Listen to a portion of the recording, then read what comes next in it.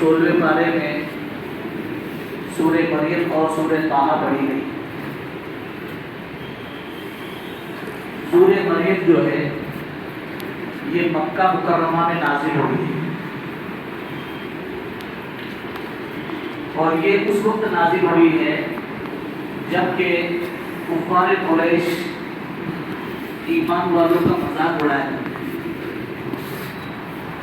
और मुख्तलिफ चीज़ों की लालच दे देकर के उन्हें वरगलाते थे ताकि वो इस्लाम से हट जाए।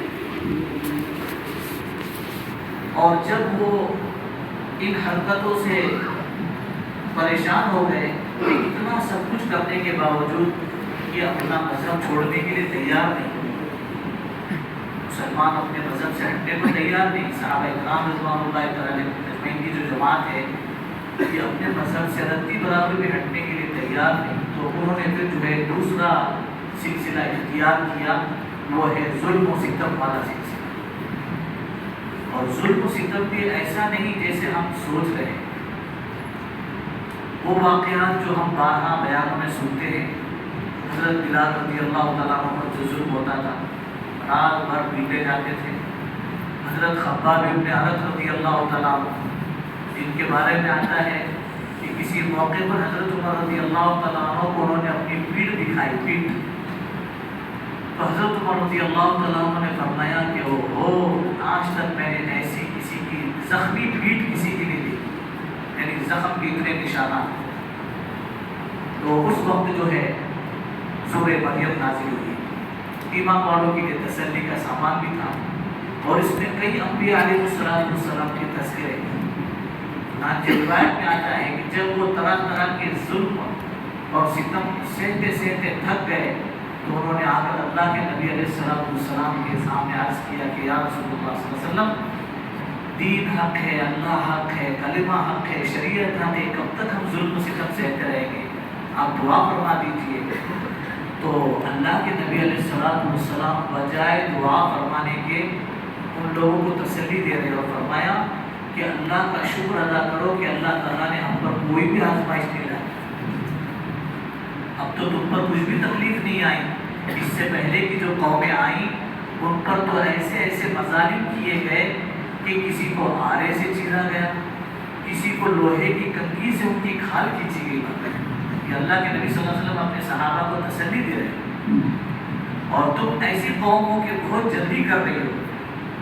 फिर आखिर लंबा चौड़ा वाक़या, अल्लाह के नबी अलैहिस्सलाम ने जब देखा कि इस वक्त में सहाबा में जुल्म सहने की सख्त ख़त्म हो चुकी है तो फिर अल्लाह के नबी अलैहिस्सलाम ने अल्लाह की तरफ से उन्हें हिजरत, हबशा की तरफ हिजरत करने का हुक्म दिया और ये फरमाया कि मैंने सुना कि वहाँ का बादशाह इंसान पसंद है, वो किसी पर कम से कम जुल्म तो नहीं करता है।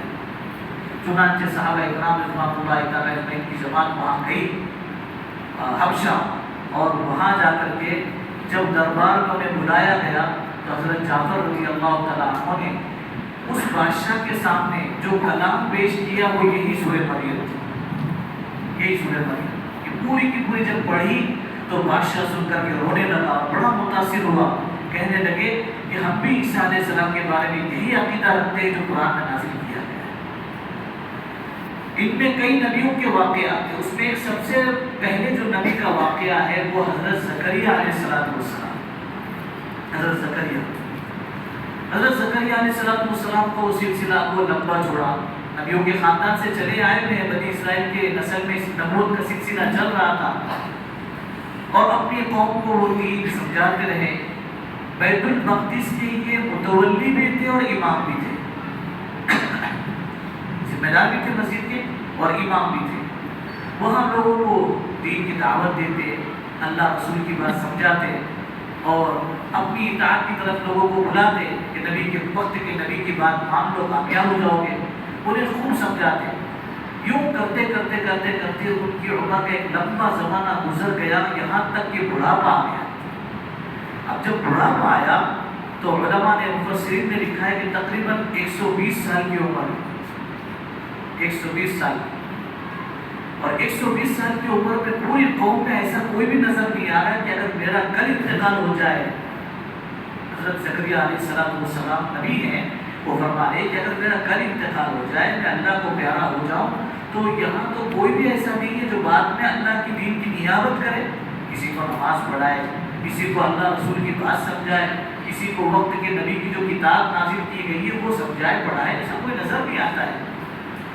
تو دل ہی دل کے اندر اللہ تبارک و تعالیٰ کے سامنے عاجزی اور انکساری اور دعاؤں کا اہتمام شروع کر دیا، اور دعا کے اندر جو ہے اپنے کمزوری کا مضمون پیش کرنا چاہیے، اپنی کمزوری کا، انی وہن العظم منی، اے اللہ میری ہڈیاں تو بالکل گل چکی ہے، واشتعل الرأس شیبا، اللہ میرے بالوں کے اندر تو سفیدی بھی آ گئی، میرے بال چمک رہے ہیں سفیدی کی وجہ سے،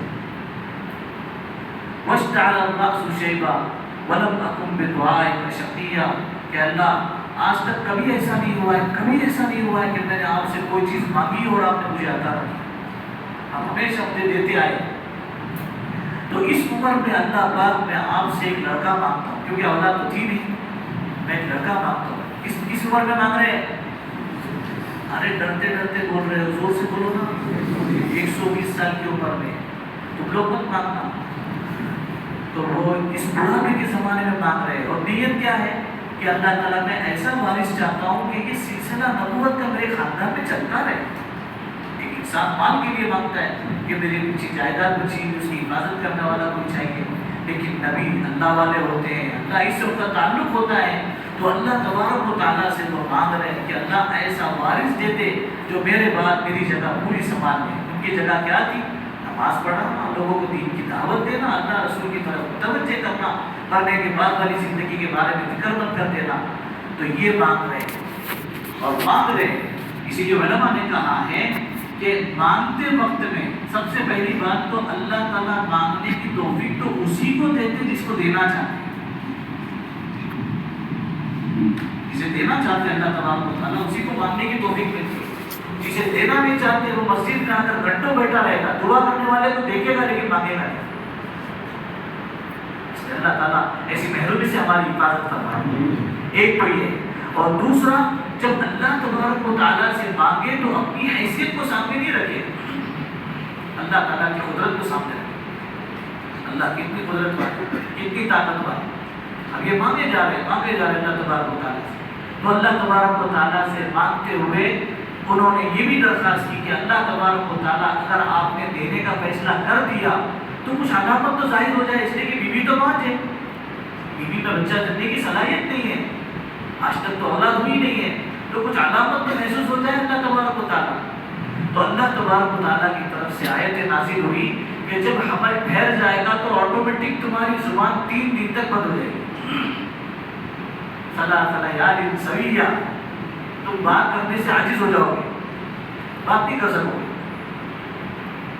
حضرت زکریا علیہ السلام رات کے لوگوں سے بات چیت کر کے سو گئے، اور جب صبح اٹھے تو سارے اعمال اپنی جگہ پر ہو رہے ہیں، لیکن اب زبان سے کچھ ادا نہیں ہو رہا ہے، بات نہیں کر سکتے، نماز پڑھا رہے ہیں، ذکر کر رہے ہیں، سب کچھ ہو رہا ہے، لیکن بات نہیں کر سکتے، اللہ بول رہے ہیں۔ ایسا نہیں کہ اللہ نے اپنے نام سے ہی محروم کر دیا، ایسا نہیں، بلکہ سارے اعمال ہو رہے ہیں لیکن بات نہیں کر سکتے، بات ہی نہیں نکل رہی زبان سے۔ تو وہ سمجھ گئے کہ بس اب یہ حمل ٹھہر چکا ہے۔ اس کے بعد پھر جب ولادت کے فرشتے نے آ کر کے بشارت دی کہ تم کو تو تمہاری بیوی کو جو ہے حمل تو ٹھہر چکا ہے، لیکن ابھی سے بشارت دی جا رہی ہے کہ جب لڑکا پیدا ہو جائے تو اس کا نام یحییٰ رکھنا، اس کا نام یحییٰ۔ یہ ایسا نام تھا اس سے پہلے کسی نبی کا اور کسی کا بھی نام اس نام سے نام نہیں رکھا گیا تھا، یہ نام رکھا، یہ اللہ تعالیٰ کی طرف سے پسند کیا ہوا نام تھا، تو یحییٰ نام رکھا۔ اب لڑکا ہو گیا، اس کے بعد میں ان کی پرورش ہوئی، اور اللہ تبارک و تعالیٰ نے ایسا نیک اور صالح اولاد عطا فرمائی کہ اللہ تعالیٰ کی محبت میں اور اللہ کی یاد میں حضرت یحییٰ علیہ السلام اتنا روتے تھے، اتنا روتے تھے، اتنا روتے تھے کہ ایک مرتبہ حضرت زکریا علیہ السلام اپنے بیٹے کو تلاش کرنے نکلے، بیٹا نظر نہیں آ رہا، بیٹا نظر نہیں آ رہا، بیٹا نظر، سارا گاؤں ڈھونڈنے کے بعد جب دیکھا، ڈھونڈتے ڈھونڈتے کسی جنگل میں پہنچے، دیکھا کسی درخت کے نیچے یحییٰ سجدے میں پڑے رو رہے اللہ کے ساتھ۔ ان کو اٹھایا، کہنے لگے بیٹے یحییٰ تم تو بڑا غم دے رہے ہو، اٹھو کیا بات ہے؟ کہنے لگے ابو آپ ہی نے تو بتایا اس در میں رو رو کر مانگے سوا مقبولیت نہیں ملتی، روئے بغیر مقبولیت نہیں ملتی. آپ ہی نے رونا سکھایا تو میں رو رہا ہوں جنگل میں آ کر. اور لکھا ہے علماء نے, مفسرین نے یہاں تک لکھا ہے کہ رو رو رو کر کے اتنا روتے تھے کہ یہاں 2 نالیاں بن گئی تھیں آنکھوں کی طرف سے, آنسو بہتے بہتے تھے. تو یہ حضرت زکریا علیہ السلام اور حضرت یحییٰ علیہ السلام اسی کے خاندان میں. حضرت زکریا علیہ السلام کے خاندان میں غالباً ان کی بھانجی کہلاتی ہے حضرت مریم. حضرت مریم تو چونکہ مریم کا بھی واقعہ آپ نے سنا ہوگا, وَاذْكُرْ فِي الْكِتَابِ مریم, اللہ تعالیٰ فرما رہے ہیں مریم کے واقعے کو یاد کرو, مریم کے واقعے کو یاد کرو. کہ مریم کا واقعہ کیا ہے کہ یہ جو ہے حضرت زکریا علیہ السلام کی بھانجی کہلاتی ہے. اور ان کے والد بڑے نیک تھے, والد والدہ. والد کا نام عمران تھا اور والدہ کا نام حنا تھا. حنا بڑے نیک تھے. تو ان کو بھی اولاد نہیں تھی, حضرت عمران کو اولاد نہیں تھی, اور بہت دعائیں کرتے تھے دونوں میاں بیوی کہ اللہ ہمیں بھی اولاد دے دے. دعا کرتے کرتے کرتے انہوں نے منت مان لی. منت مانی. جائز چیزوں کی منت ماننا جائز ہے, ناجائز چیزوں کی ناجائز ہے. جیسے کہ میرے کو لڑکا ہو جائے تو ادھر ادھر جا کر کے زنجیر باندھ کے آ جاؤں گا. جو زنجیر سے تو شیطان کو باندھے تو تیرے ہم کو اپنے آپ کو باندھ دے, تاکہ کم سے کم جو ہے دنیا میں خرافات کم ہو. ہے نا, ہوتا ہے نا ایسا کہ اگر کبھی کچھ یہ میرا کام ہو جائے تو جا کر کے میں تھوڑا سا وہاں تیل ڈالوں گا. تیل کا کو ڈالتا ہے, آگے لگا لے, چراغ میں تیل ڈالیں گے پھر وہ چراغ جلتا رہے گا. کیا فائدہ ان سب چیزوں سے؟ ان سے کوئی فائدہ ہوتا نہیں. تو ناجائز چیز ہے, اس سے کوئی منت نہیں ہوتی ہے. ایسے میں وہاں جا کر سجدہ کروں گا, میں وہاں جا کر کے چادر چڑھاؤں گا, میں وہاں جا کر کے یہ چڑھاؤں گا, کوئی چیز نہیں, جائز چیز ہے.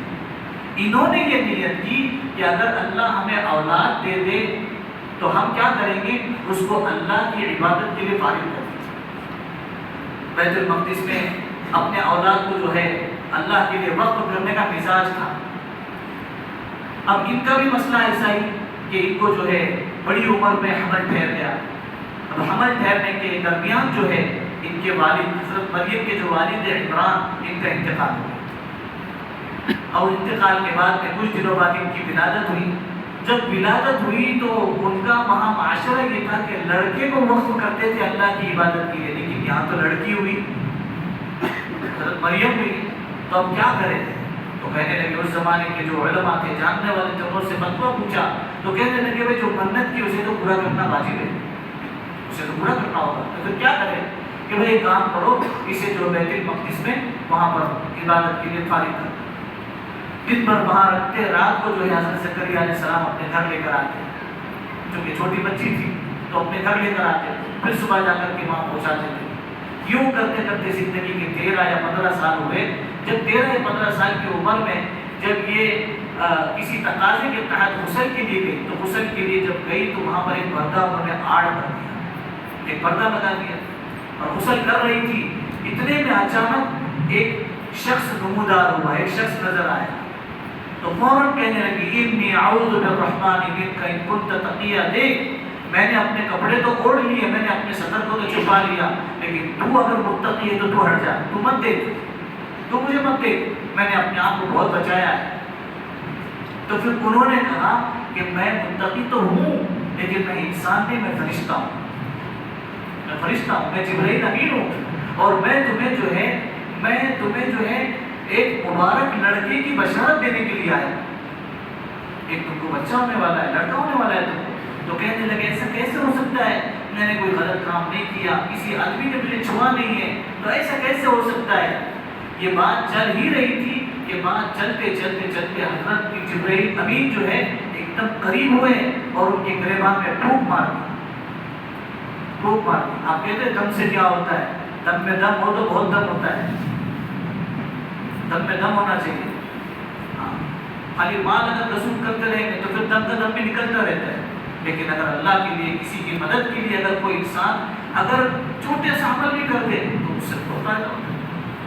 حضرت شیخ حسین احمد مدنی رحمۃ اللہ علیہ ایک مرتبہ استنجا سے فارغ ہوئے اور فارغ ہو کر کے دعا پڑھتے ہوئے آ رہے تھے, غفرانک الحمدللہ الذی اذهب عنی الرضا وعافانی. یہ پڑھتے ہوئے آئے, اتنے میں ایک شخص آیا, کہنے لگے حضرت میرا بچہ بڑا بیمار رہتا ہے, تو ذرا کچھ پانی میں دم کر دو, دم کر دو اس پر.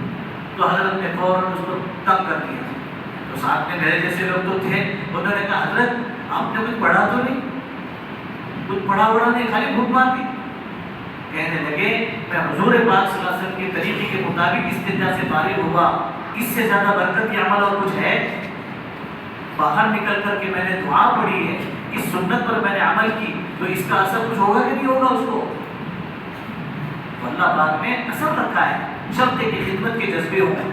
تو وہ جیسی بھوک ماری تو اسی وقت میں جو ہے ان کے پیٹ میں حمل ٹھہر گیا بغیر باپ کے. یہ اللہ کی قدرت ہے, اللہ جس کو چاہے بغیر باپ کے دیتے, اللہ جس کو چاہے بغیر ماں باپ کے پیدا کرتے. حضرت آدم علیہ السلام کی کوئی اماں نہیں, حضرت آدم علیہ السلام کی کوئی اماں نہیں, اور پھر ساتھ ساتھ حضرت حوا کو جو پیدا کیا وہ اور بھی عجیب طریقے سے پیدا کیا. روایت کے خلاصے میں بات ملتی ہے کہ حضرت آدم علیہ السلام سیدھی کروٹ پر جنت میں آرام فرما رہے تھے, سو رہے, آرام فرما رہے تھے. تھوڑی دیر کے بعد جب کروٹ بدلنے کا تقاضا پیدا ہوا تو دیکھا کچھ نرم نرم لگ رہا ہے, لیفٹ سائڈ میں کچھ نرم نرم لگ رہا ہے, اور وہ نرم رہے تو اچھا ہے, اس کو کڑک مت بناؤ ورنہ زندگی گزارنا مشکل ہو جائے گا. تو وہ ذرا نرم نرم لگ رہا ہے تو پریشان ہو گئے. اللہ تبارک و تعالیٰ نے ان کی سونے کی حالت میں بائیں پسلی سے حضرت حوا کو پیدا کر دیا, پردے میں لپیٹ کر کے ان کے بازو میں سلا دیا. جیسی کروٹ بدلی تو دیکھا کوئی ہے, ڈرنے لگے, کہا ڈرو مت, یہ تمہاری بیوی ہے, کھاؤ پیو مزہ کرو, جنت میں خوب عیش کرو, یہ ایک درخت ہے وہاں مت جانا بس. لمبا چوڑا واقعہ. تو عرض کرنے کا منشا یہ ہے کہ اللہ تبارک و تعالیٰ بڑی قدرت والے. تو حضرت مریم کو جو پیدا کیا ہے بغیر باپ کے پیدا کیا اور پاکیزہ خاتون بنایا ہے, پاکیزہ خاتون. جب حمل ٹھہر گیا تو پریشان ہو گئی, اب کیا کرے کیا کرے. تو اللہ تبارک و تعالیٰ کی طرف سے حکم آیا کہ جب تمہارا حمل ہو جائے گا, جب ولادت ہو جائے گی تو پھر تمہاری بھی زبان آٹومیٹک بند ہو جائے گی. تم یہی کہنا بس کہ میرا روزہ ہے. ان کی شریعت میں بات کا روزہ ہوتا تھا, جیسے ہمارا کھانے پینے کا اور تعلقات کے ختم کرنے کا روزہ ہوتا ہے یا روکنے کا روزہ ہوتا ہے, ویسے ان کی زبان, ان کے یہاں بات کا بھی روزہ ہوتا ہے کہ بات نہیں کرتے. تو لوگ پوچھنے کے لیے آئے, یا اخت ہارون, اے ہارون کی بہن, نہ تمہارے کوئی خاندان میں ایسا کوئی برا تھا اور نہ تمہاری امی نے کوئی غلط کام کیا تھا, یہ کیا ہو گیا؟ بغیر باپ کی اولاد کی دنیا میں ہوتی ہے. تو اللہ تعالیٰ نے اسی وقت میں فرمایا تھا کہ جب بھی قوم کے لوگ پوچھنے کے لیے آئے تو ان سے کہنا کہ اس کی طرف اشارہ. اچھا, جب حمل کا وقت قریب آیا, ڈیلیوری کا وقت جب کب آیا, قریب آیا, ولادت کا وقت جب قریب آیا, تو اس وقت میں اللہ تبارک و تعالیٰ کی طرف سے ایک کھجور کا درخت جس کے اوپر اللہ تبارک و تعالیٰ نے تازی کھجوریں اس پر لگا دی, کھجوریں لگا دی, اور نیچے جو ہے پانی کا چشمہ لگا دیا. کھجور اور پانی, کھجور اور پانی. کھجور میں اللہ پاک نے بڑی طاقت رکھی ہے, بڑی تاثیر رکھی ہے. ہمارے یہاں تو افطار میں ایک کے اوپر کھجور کھانا حرام ہے. ایک کھجور اگر کبھی بڑی ہو, بڑی سائز کی ہو اور جلدی نیچے نہ اترے تو پھر کیا اس کا تو حشر ہوگا پتہ ہے. آدھی آدھی کر کے کھاتے ہیں.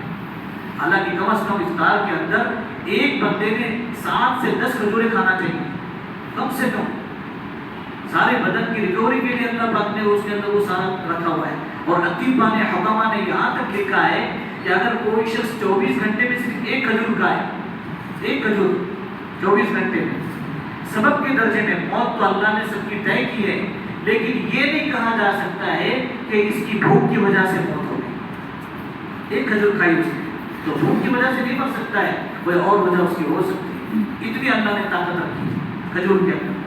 تو کھجور کھائے واقعہ, اور کھجور کھا رہے ہیں اور پانی. عورت ذات کچھ کر تو نہیں سکتی ہے, تو اللہ ہی کی طرف لو لگا رہی ہے. تو ایسی ہلکی سی ہوا آتی تھی اور کھجور ڈائریکٹ گود کے اندر گرتی, کھجور کھا لیتی تھی اور پانی پی لیتی. جب ولادت ہوئی اپنے قوم کے پاس آئی, جب قوم نے پوچھا تو اشارہ کیا.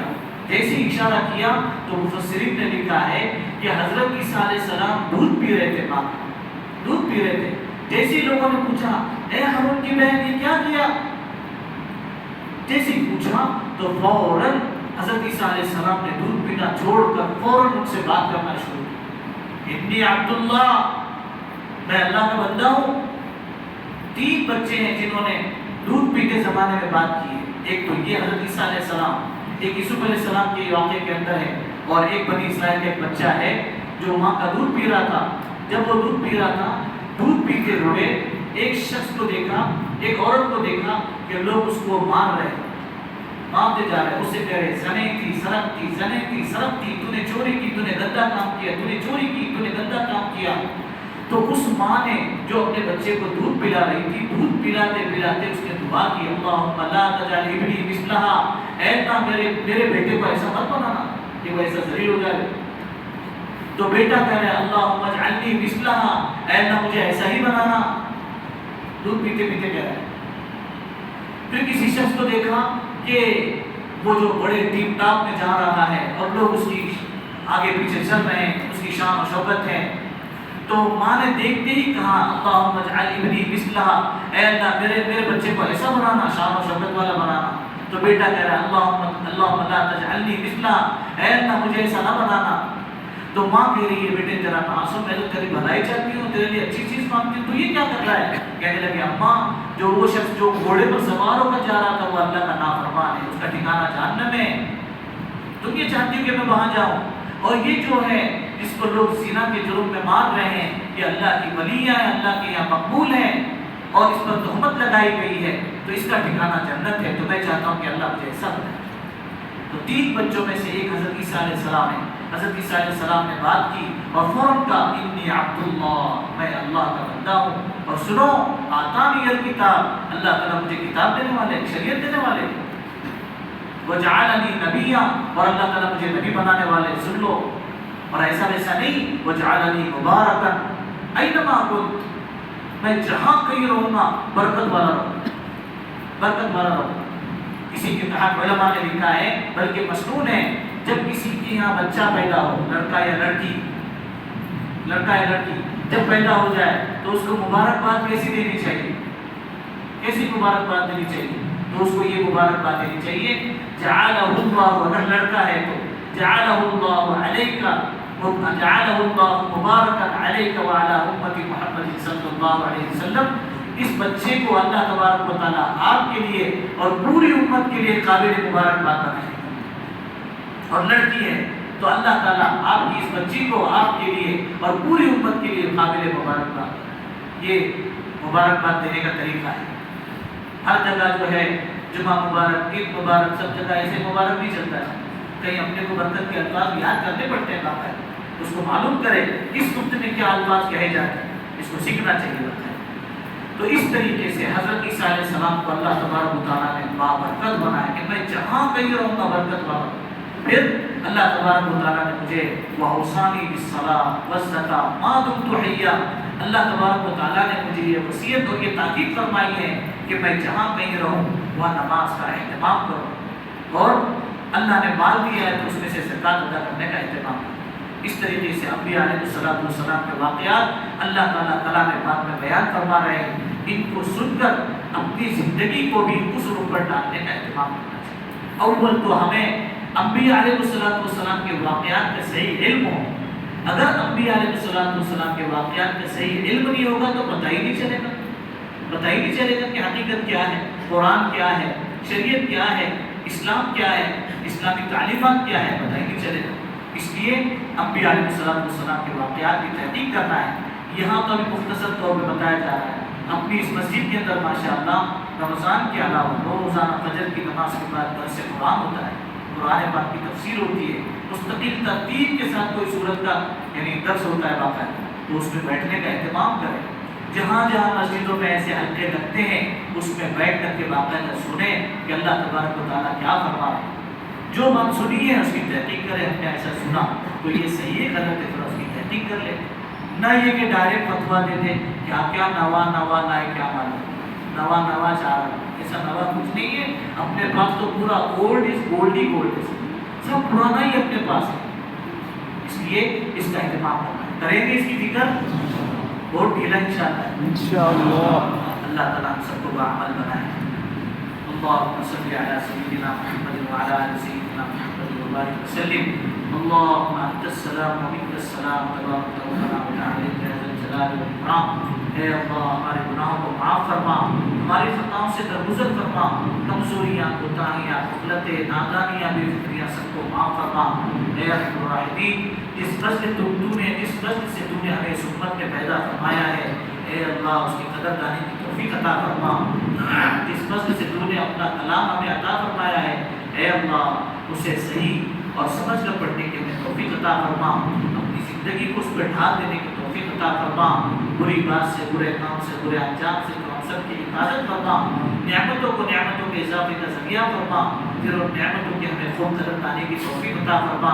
اے اللہ اپنی ذات سے ذاتی تعلق نصیب فرما، اے اللہ اپنی طرف انابت نصیب فرما، اپنی طرف رجوع نصیب فرما، اپنے ماں سوا سے مستغنی فرما۔ اے اللہ جب جس وقت اس عمل سے تو خوش ہوتا ہو اس وقت اس عمل میں اخلاص اور استقامت کے ساتھ لگے رہنے کی توفیق عطا فرما، جب جس وقت اس عمل سے تو ناراض ہوتا ہو اللہ اس سے بچنا ہم سب کے لیے آسان فرما، ہر خیر مقدر فرما، ہر شر سے حفاظت فرما۔ اللہ ہمارے ٹوٹے پھوٹے اعمال کو قبول فرما، اللہ تیرے دربار میں پیش کیے جانے کے قابل تو ہے ہی نہیں، اللہ سارا سوکھا سوکھا سڑا سڑا ہے، اے رحم الراحمین تو قبول فرما لیے تیرا احسان ہے۔ اللہ ہمارے ٹوٹے پھوٹے روزوں کو قبول فرما، ہماری تراویح کو قبول فرما، ہماری تسبیح تلاوت کو قبول فرما، اے اللہ ہماری خدمات کو قبول فرما، ہمارے گھر والوں کی خدمات کو قبول فرما، جن لوگوں نے کھلایا پلایا، اے اللہ ہمیں پہنایا، اے اللہ ہمیں اچھی نگاہ سے دیکھا، اے اللہ ہمیں اچھا سمجھا، اے رحم الراحمین دونوں جہان میں بہترین بدلہ نصیب فرما، اے اللہ ہمیں بھی اپنے پسندیدہ بندوں کی خدمات کے لیے قبول فرما، اے رحم الراحمین قریب دور سے آنے والوں کو قبول فرما، نزدیک دور سے آنے والوں کو قبول فرما، ہر ایک کی کیا حاجتیں ہیں، کیا مسائل ہے تو ہی بہتر جانتا ہے، اے اللہ جائز حاجات میں کامیابی نصیب فرما، پریشانیوں کو دور فرما، اے اللہ پریشانی کو دور فرما، اے اللہ حضور پاک صلی اللہ علیہ وسلم نے خیر کے لین سے جتنی بھی دعائیں مانگی ہیں ہم سب کا حصہ نصیب فرما، جتنی شروع سے پناہ مانگی ہے ہم سب کی پوری پوری حفاظت فرما، اے ارحم الراحمین اے اللہ امت میں جو پریشان ہیں ان کی پریشانی کو دور فرما، جو مقروض ہے ان کی قرض کی ادائیگی غیر سے شکل صورتیں پیدا فرما،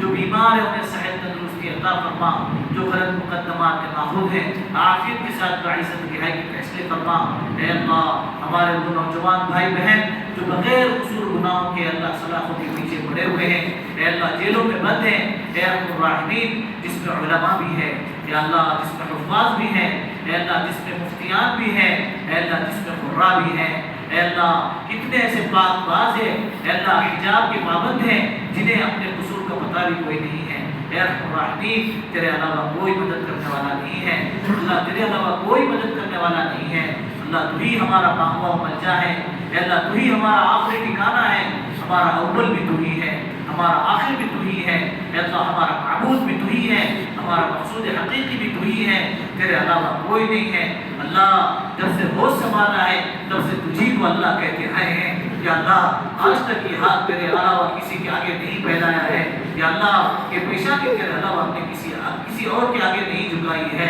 یا اللہ اس جھوٹی اور گندی زبان سے اے اللہ ہم نے گناہ تو بڑے کیے ہیں لیکن آج تک اس زبان سے کسی اور کو تیرے علاوہ اللہ نہیں کہا ہے، اللہ تو ہی ہمارا اللہ ہے، اللہ تو ہی ہمارا اللہ ہے، اللہ تو ہی ہمارا اللہ ہے، اللہ ہم عمل کے اعتبار سے بھی بڑے کمزور ہیں، عقائد اور ایمان کے اعتبار سے بھی بڑے کمزور ہیں، اے اللہ ہم تو صرف تیرے نبی کے صحابہ کی نقل ہی کر سکتے ہیں، اے اللہ ہم تو صرف اے اللہ ان کی نقل ہی کر سکتے ہیں، ان کی نقل کرتے ہوئے کچھ دعائیں پڑھ لیتے ہیں، اے اللہ کچھ سنتوں پر عمل کر لیتے ہیں، اے اللہ جیسے ان کی دعاؤں کے پڑھنے کے بعد اور سنتوں پر عمل کرنے کے بعد ان کی دلوں کو تو مطمئن کر دیتا تھا، ایسے ہمارے دلوں کو بھی اطمینان نصیب فرما، اللہ ہمارے دلوں کو بھی اطمینان نصیب فرما، دونوں جہاں کی خیر نصیب فرما، دونوں جہاں کی رسوائی سے حفاظت فرما، اے اللہ اے ارحم الراحمین اپنے مقبول بندوں کا ساتھ نصیب فرما، اپنے مقبول بندوں کی دعائیں نصیب فرما، اپنے مقبول بندوں کی دعاؤں میں ہمارا حصہ نصیب فرما، جو مانگا عطا فرما، جو مانگنا چاہیے کہ نہ مانگ سکے عافیت کے ساتھ اپنے مرتبہ اپنی شان نصیب فرما، اے اللہ افطار کے وقت میں اے اللہ کئی لاکھوں کو تو جہنم سے آزاد کرتا ہے، ہمارا بھی اس میں شمار فرما، اللہ ہمارا بھی اس میں شمار فرما، اللہ ہمارا رزق شمار فرما. پچھلے 50 سال کے اعمال پہ اگر ہم نظر ڈالتے ہیں ایک بھی عمل ایسا نظر نہیں آتا جو ہمیں جہنم سے دور کر دے. ہر عمل ہمارا جہنم کا حقدار بنانے کا ذریعہ ہے. اے ارحم الراحمین اپنے دریائے رحمت سے آگ سے آزادی نصیب فرما, آگ سے آزادی نصیب فرما, آگ سے آزادی